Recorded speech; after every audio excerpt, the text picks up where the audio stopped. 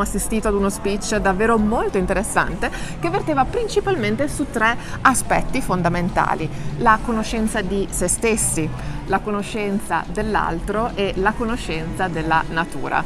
Monsignore, ci dica qualcosa di più e che messaggio ha voluto portare alla platea di TEDx Cortina oggi?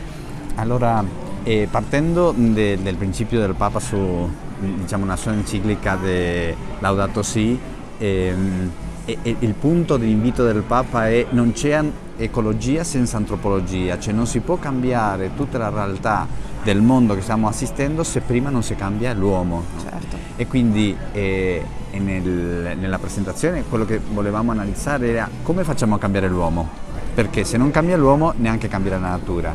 E allora proponevamo questi 3 aspetti, no? Conoscere te stesso, conoscere l'altro e scoprire la natura.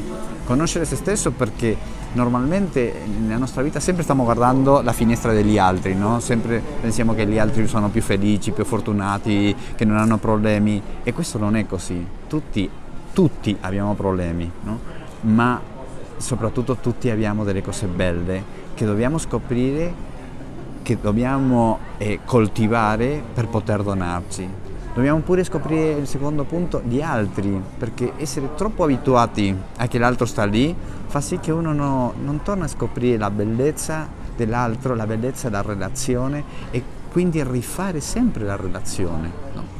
E il terzo punto è scoprire la natura, no?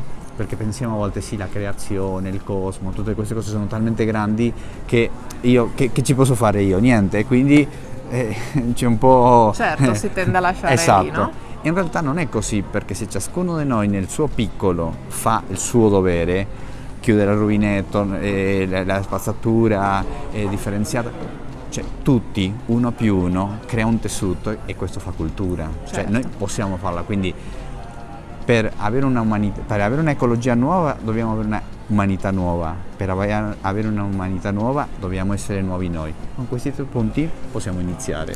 Quindi, riprendendo anche il tema centrale dell'edizione 2019 di TEDx, Io Origine, siamo noi l'origine del cambiamento che vogliamo poi vedere nel mondo, ma questo l'ha detto anche qualcun altro sì. di molto più noto di me. Bene, grazie a Monsignor Grazie a Bussio voi, e buon grazie. proseguimento di Un TEDx. saluto a tutti.